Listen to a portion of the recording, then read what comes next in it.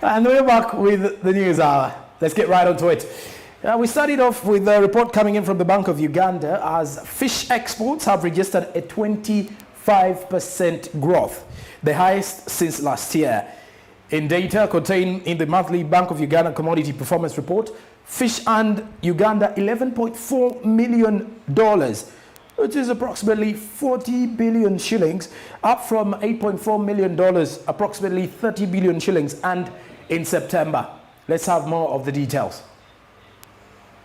In data contained in the monthly Bank of Uganda Commodity Performance Report, fish earned Uganda $11.4 million, which is approximately 40 billion shillings, up from $8.4 million, approximately 30 billion shillings, and in September. This was a 10 billion shillings or 25% increase in earnings during the period. According to the report, a total of 1,608 metric tons were exported, increasing from 1,139 metric tons in September, which represented an increase of 25% in volume.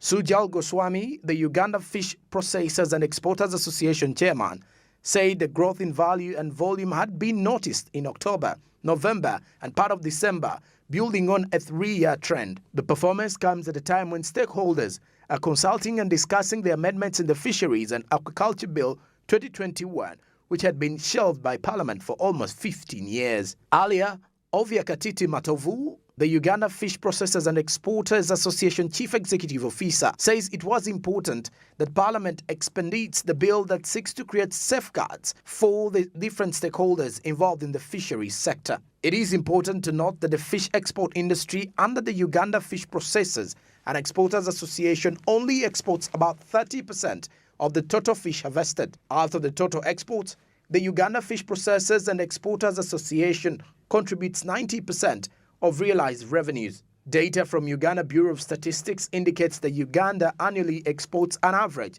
of 14,976 tons of fish and fish products. The largest exports remain coffee at 364,298 tons per annum, compared to cotton, which contributes 19,595 tons. Tea contributes 75,189 tons, while tobacco stands at 23,030.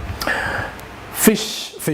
When was the last time you ever tested fish in one way? So if you look at data contained in the monthly Bank of Uganda Commodity Performance Report, it is fish earned us around $11.4 million, that was a steady rise from the $8.4 million. And if you put it in Ugandan shillings, from 30 billion to 40 billion shillings. So that is a 10 billion shilling rise. And, the performance comes at a time when the stakeholders are consulting and discussing the amendments in the fisheries and Aquaculture Bill 2021, which had been shelved by Parliament for almost 15 years. As the data from the Uganda Bureau of Statistics indicates that Uganda annually exports an average of 14,976 tons of fish and fish products, and we expect that to also rise by the end of this year because of this particular report.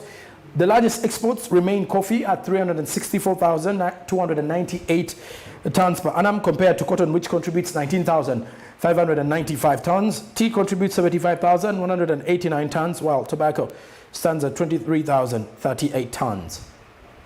Okay, away from that, let's move on to the other. As the world is celebrating the Anti-Corruption Day, the Uganda Local Government Association is set to fight the increasing corruption cases at the district levels. During a press brief at the Uganda Media Center, the president of the Uganda Local Government Association, Richard Rabuhinga, called on local leaders at all levels to fight corruption in order to improve service delivery. Let's have more of the story. As Uganda joins the rest of the world to commemorate the World Anti-Corruption Day on 9th December, Uganda Local Government Association has called upon the local leaders at the district levels and lower governments to step up their fight against the increasing cases of corruption.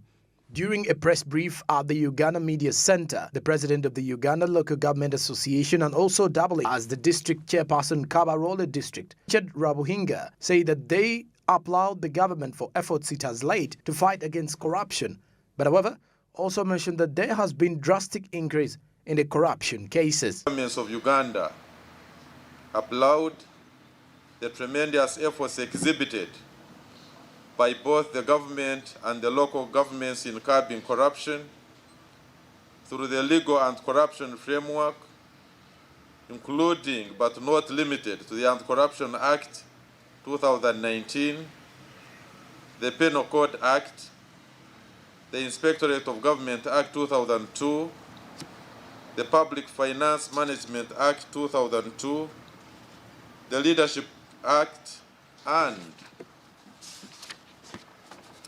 several anti-corruption institutions, including the Inspectorate of Government being the lead anti-corruption agency, the Directorate of Ethics and Integrity, the Auditor General. It is presented by the aforementioned government legal anti-corruption framework and the various strides taken to curb corruption by respective actors at all levels, we realize that the drastic increase in the magnitude of corruption in Uganda over the years is visible, as well as the persistent poor performance of the country's. On this note, Babuhinga urged the district local leaders to set up plans right from the grassroots in order to fight the cases of corruption and unmask those that are spearheading the corruption tendencies in Uganda. Upon all local government leaders in our respective districts, cities, and lower local governments to design a plan of action in the fight against corruption,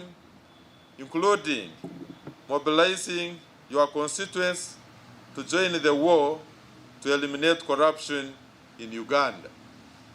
We note that the main victims of corruption are not in the air-conditioned boardrooms or in the chauffeur-driven vehicles, but rather they are the people on the grassroots.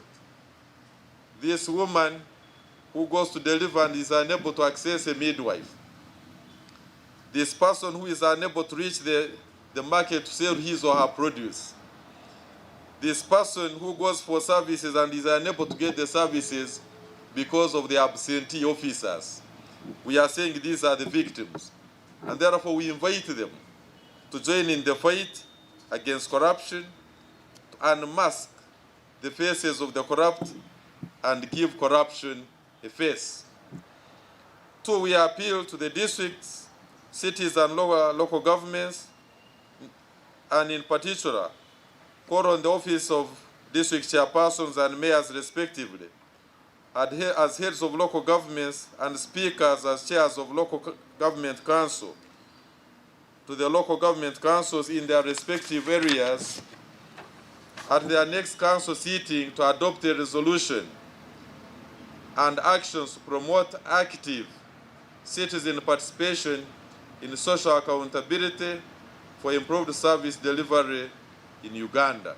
Meanwhile, the representative of the speakers of Northern Uganda on the ULGAS committee says that the fight should start from the grassroots, as the wish to fight out corruption in Uganda will come to reality if everyone takes part.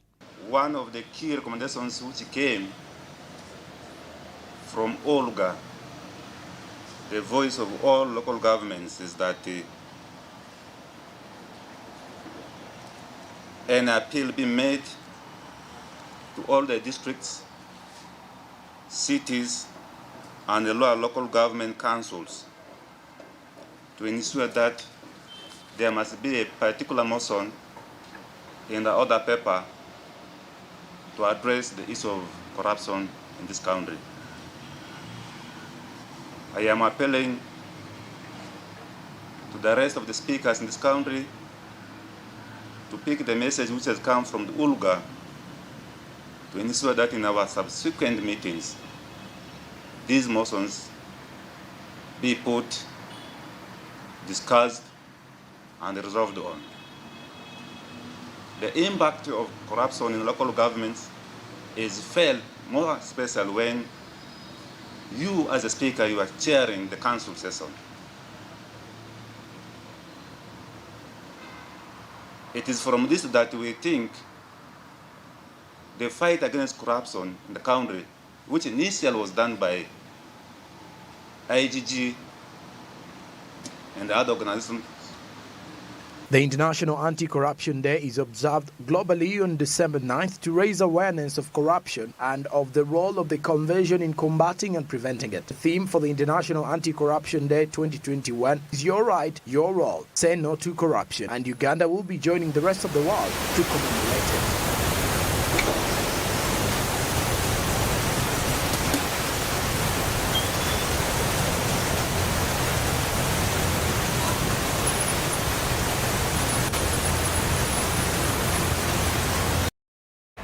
The theme of the International Anti-Corruption Day 2021 this very year is Your Right, Your Role, Say No to Corruption. It is coming back to all of us to take part in fighting against this evil of corruption, from the government officers to the top officials to everyone taking part in the corruption-based situations. All the activities that we're doing that are affiliated to corruption should stop with us. We should actually champion it by saying no to corruption, because it is our role too, and it's our right to inclusive development. And if we're to secure our future, it is better by the end of, by the time maybe 5 to 10 years, the future is bright without corruption based here. If you look at some of the countries are fighting greatly corruption, and so should Ugandans do so. And if you look at this, the local government has called upon local leaders at all district levels to champion, set out plans to see that corruption is kicked out of Uganda from the district levels. That is from the grassroots. And when I mention about the grassroots, you can definitely agree with me that that is where corruption is bred from.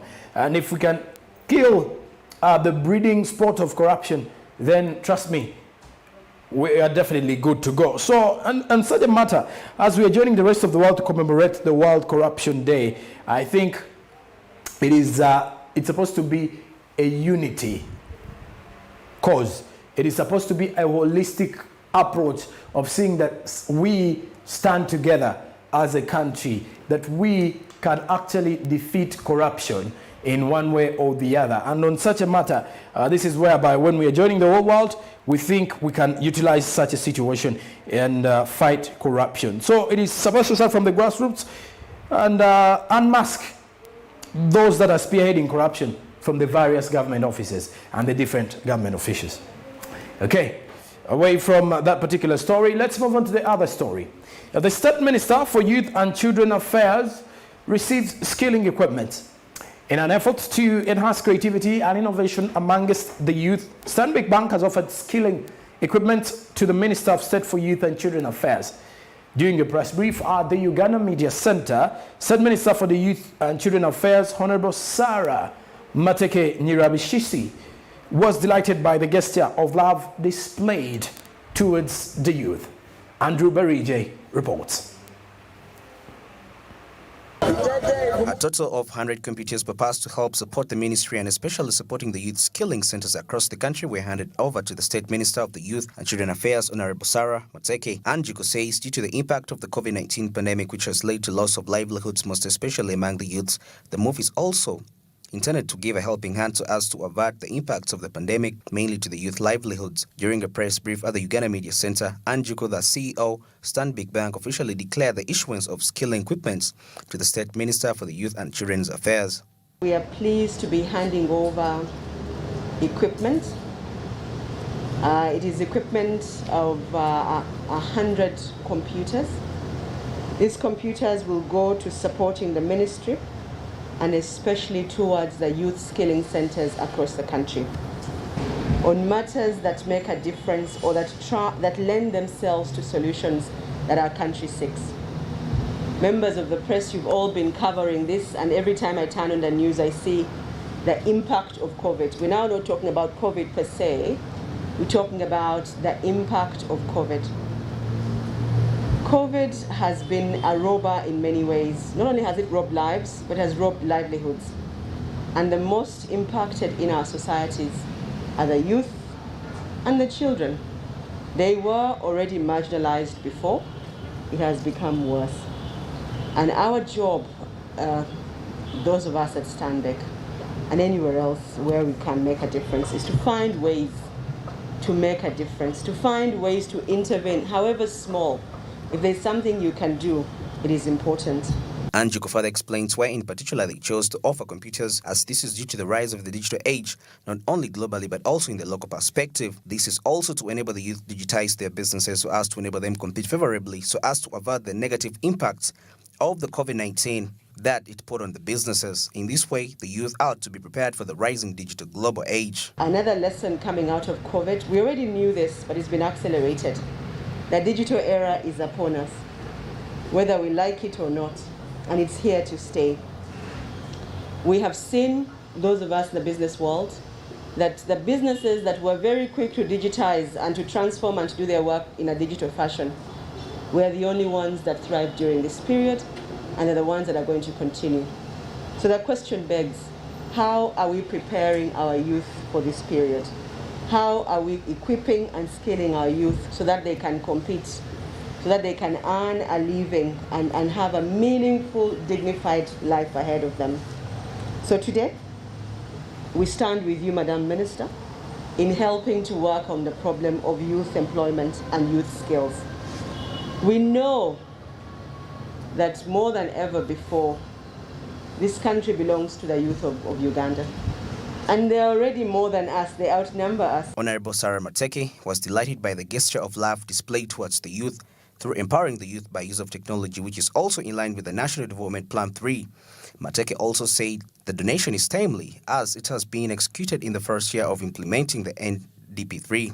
Sarah Mateke also says the move has portrayed an investment in human capital development being a guarantee of a secured future for the nation, as she emphasized the need of well-educated and skilled personnel so as to fuel meaningful economic transformation of the nation. Delighted by this gesture of love and grand stride of Stanbic Bank towards the young people, empowerment through skills development using technology consistent with our aspirations under NDP 3.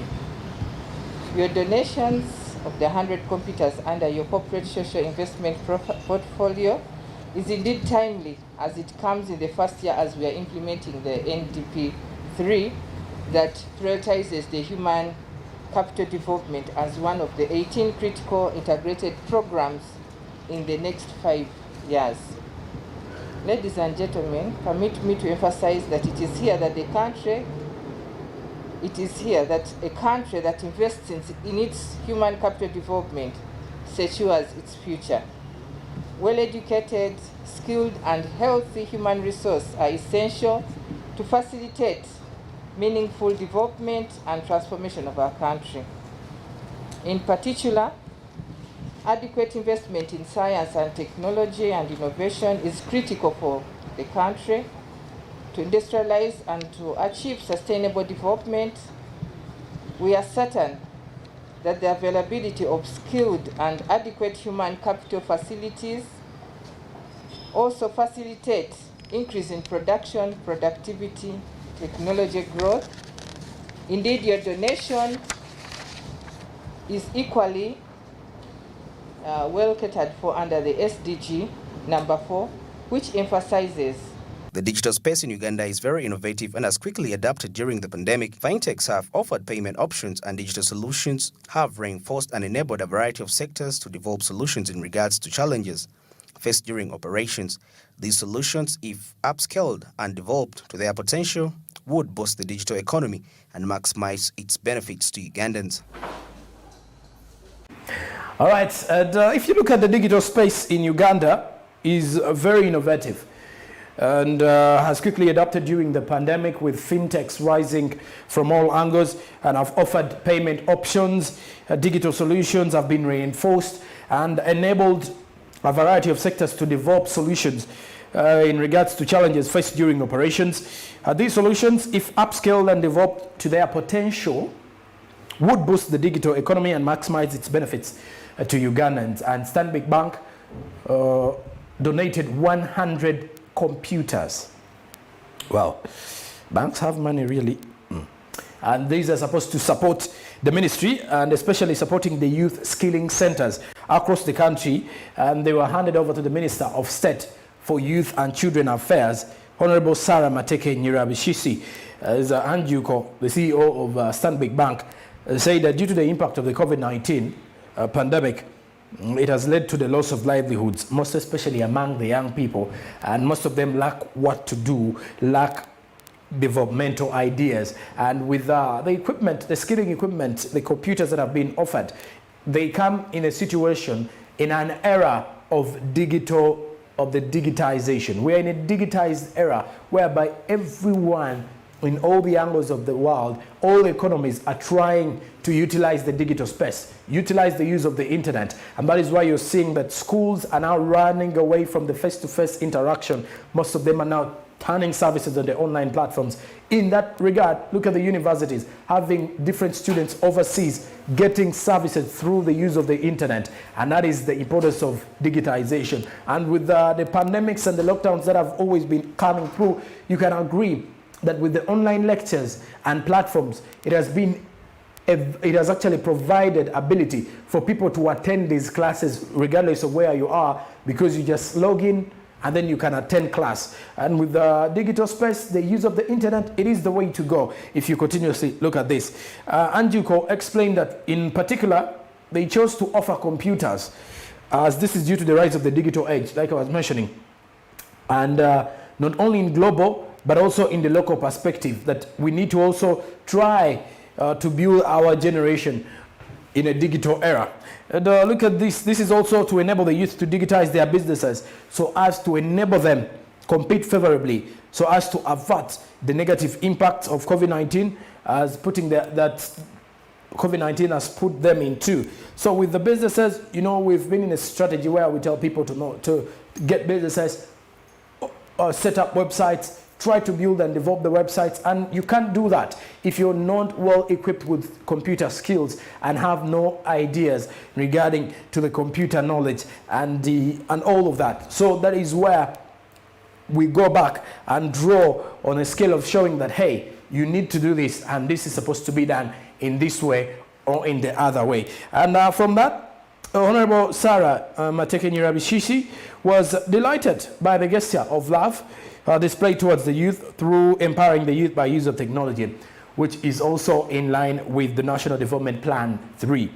Mateke also says that the donation is timely as it is being executed in the first year of implementing the National Development Plan 3. And she said that this portrayed an investment in human capital development being a guarantee to securing the future of the young people. So you can definitely agree that this is quite a good move to skilling the young people, more so in line with digitizing the economy.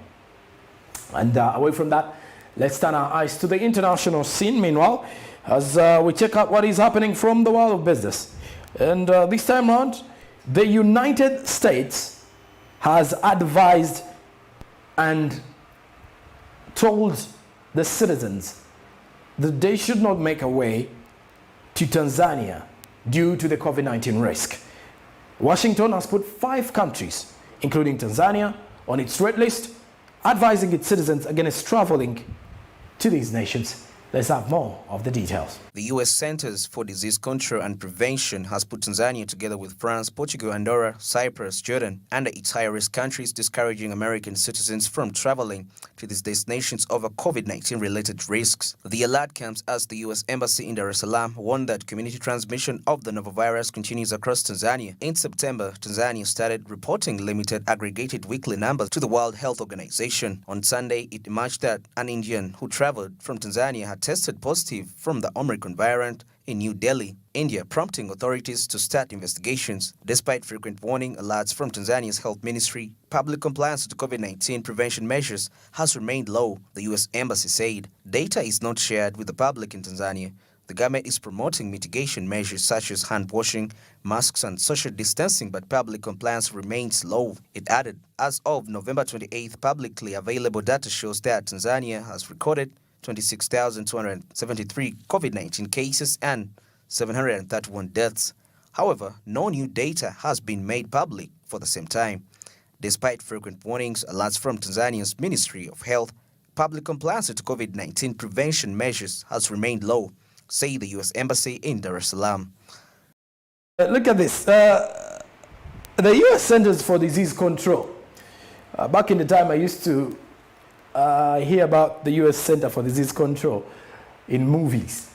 But when you look at the situations of COVID, it has actually become a dominant force in terms of that, because it was actually, we used to hear it in health-related movies.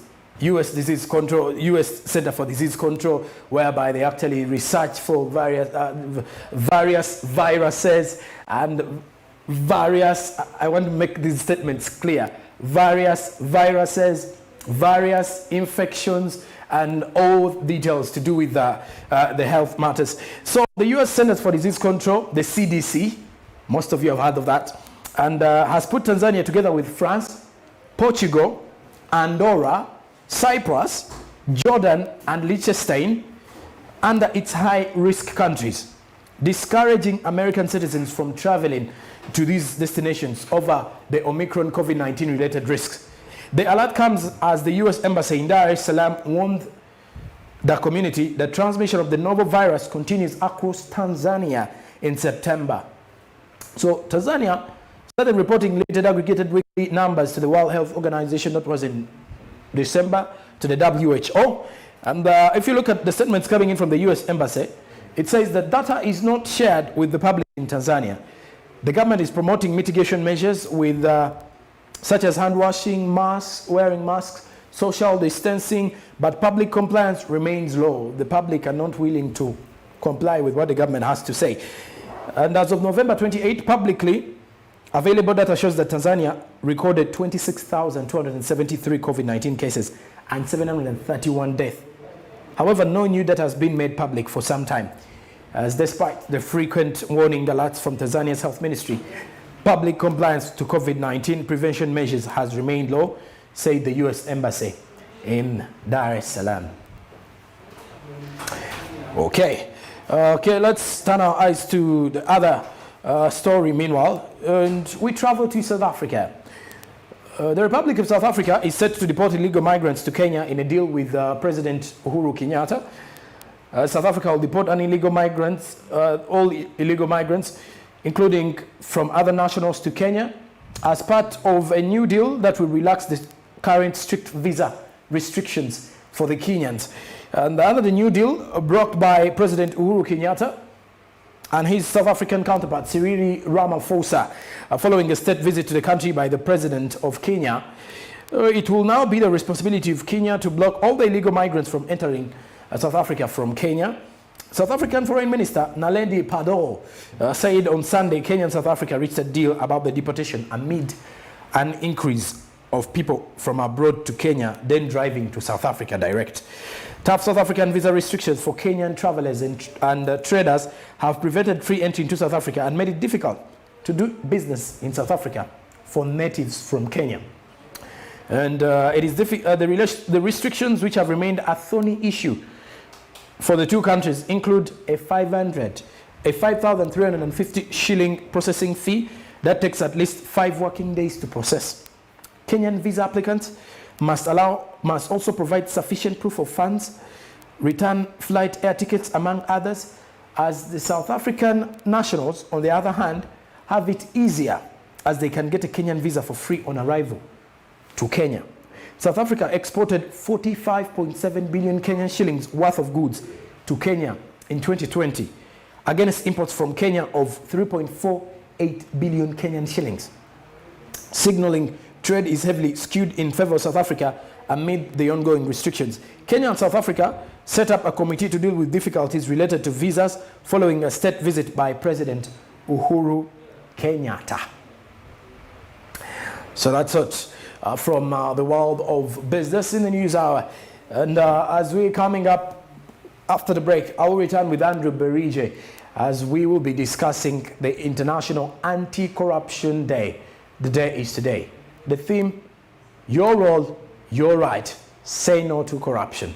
This is what we're going to be doing. So as we drive your business in one way or the other, how about if you do stick around, because we'll definitely get back to you.